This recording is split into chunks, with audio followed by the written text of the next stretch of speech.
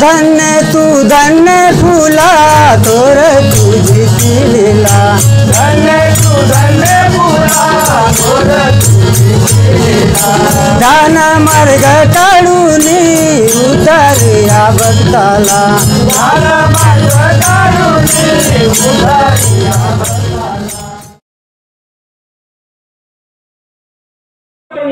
हेच सत्संगाचा उद्देश आहे. यात डोळा आहे भक्तीचा सोहळा, इथून आम्हाला या बाजूला आम्हाला या बाजूकडे हेच परिवर्तन सर्वात मोठं हे परिवर्तन आहे. आणि याच सत्संगाचा बाबा सत्संगाचा सर्व संतांचा उद्देश एकच आहे की माणसाची जे परिवर्तन आहे हेच फार महत्वाचं आहे. बाबा म्हणते स्वर्ग इथंच आहे आणि नरक बी इथंच आहे. कुठं आहे? स्वर्ग बी इथंच आहे, नरक बी इथंच आहे. चांगलं कर्म करणं म्हणजे स्वर्ग, वाईट कर्म करणं म्हणजे नरक. कुठं आहे? कोण बघितलं का? इथंच आहे सर्व, इथंच. यहाँ आहे तो वहां आहे, यहाँ नाही तो वहां भी नाही. इथं आहे, इथं आहे तर तिथं आहे, इथं नाही तर तिथं बी नाही. मग कुठं आहे? सर्व आम्हाला संतांनी जागवायचं काम केलं आहे. बाबा म्हणत होते की माणसाला हित बी कळते, घात बी कळते, पाप बी कळते आणि पुण्य बी कळते. मग माणसानं करायचं काय? माणसानं करायचं काय? संत मुक्ताबाई म्हणलेली आहे, प्रिय जन हो ज्ञान अमृताचे पान करा, कुकर्म सोडा सत्संग जोडा. म्हणली काय म्हणली? आम्हाला कुकर्म सोडायचे आणि सत्संग जोडायचा हे संत मुक्ताबाई सुद्धा म्हणलेले आहे.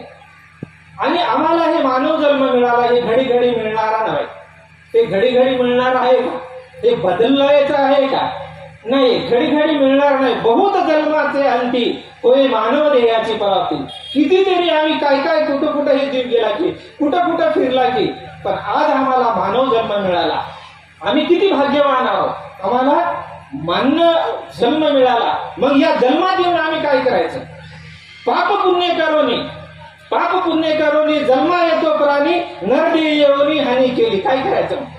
आम्हाला याच जन्मामध्ये आमचा उद्धार करून घ्यायचा, याच देहामध्ये की आम्हाला एक चांगलं कर्म करायचं की जे आम्हाला जेवढे होते तेवढं आमच्यानं जेवढं बी झालं हे सत्संग आहे.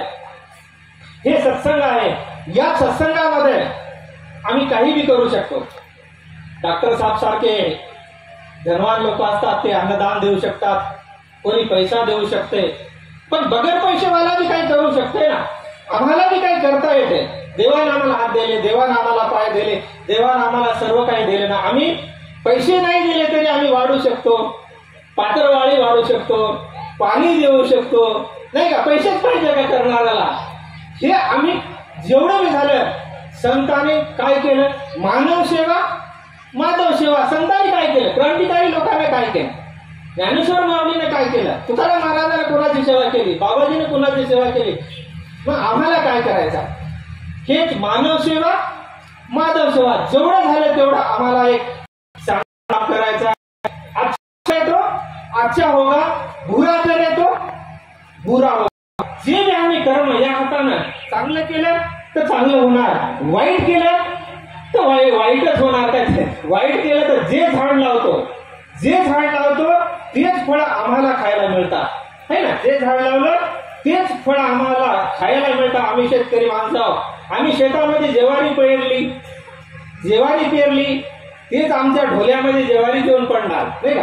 कणगीमध्ये ज्वारी जेवण पडणार. काय गहू येऊन पडणार आहेत का? गव्हाच्या चपात्या मिळतात का ज्वारी पेरल्यावर? नाही. मग काय करायचं? कर्म आहे. कर्म जिसके आचे है किस्मत उसकी दासी है. आम्ही जे कर्म करतो ना तेच रिटर्न, जे बोलतो ते रिटर्न येते, जे पेरतो ते उगवते. मग आम्हाला काय करायचं आहे? आणि या सर्व गोष्टीचा, या सर्व सर्व गोष्टीचा उपाय जे एक आहे की ध्यान समस्त फलो का परदाता बाबा बोलण्याला चालण्याला वागण्याला बसण्याला ध्यान कुठं लागत नाही.